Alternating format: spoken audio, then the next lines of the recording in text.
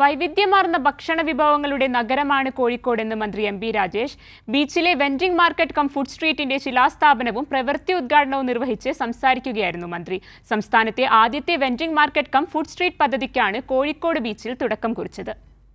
ഉപ്പിലിട്ടതും ice ചുരണ്ടിയതുമൊക്കെയായി രുചിയുടെ കലവറ തീർക്കുന്ന കോഴിക്കോട് ബീച്ചിലെ ഭക്ഷ്യവൈവിധ്യം ഇനി വേറെ ലെവലായിരിക്കും. ബീച്ചിലെത്തുന്ന രുചിപ്രേമികൾക്ക് ഇനി മുതൽ കോഴിക്കോടിന്റെ രുചികരമായ ഭക്ഷണം ഒരിടത്തൊന്നിച്ചിരുന്ന് ആരോഗ്യകരമായ അന്തരീക്ഷത്തിൽ ആസ്വദിച്ച് കഴിക്കാനാകും. സംസ്ഥാനത്തെ ആദ്യ vending market cum food street പദ്ധതിയുടെ ശിലാസ്ഥാപനവും പ്രവൃത്തി ഉദ്ഘാടനവും മന്ത്രി എം. രാജേഷ് നിർവഹിച്ചു. കോഴിക്കോട് നന്മയും നേരും സ്നേഹവുമുള്ള ഒരു നഗരമാണ്.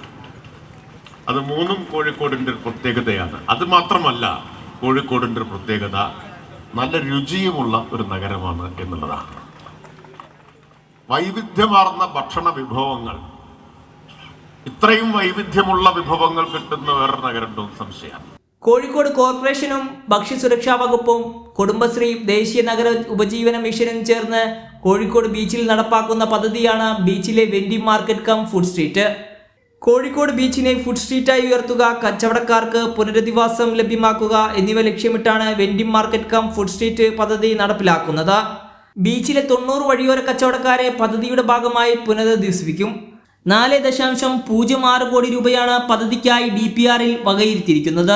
Doctor M. ബീന ഫിലിപ്പ് അധ്യക്ഷത വഹിച്ച പരിപാടിയിൽ Elamaram Kareem MP, Ahmed Devarkovil MLA, Thottathil Ravindran MLA, deputy mayor Musafar Ahammad തുടങ്ങിയവർ പങ്കെടുത്തു. കൈരളി ന്യൂസ്, കോഴിക്കോട്.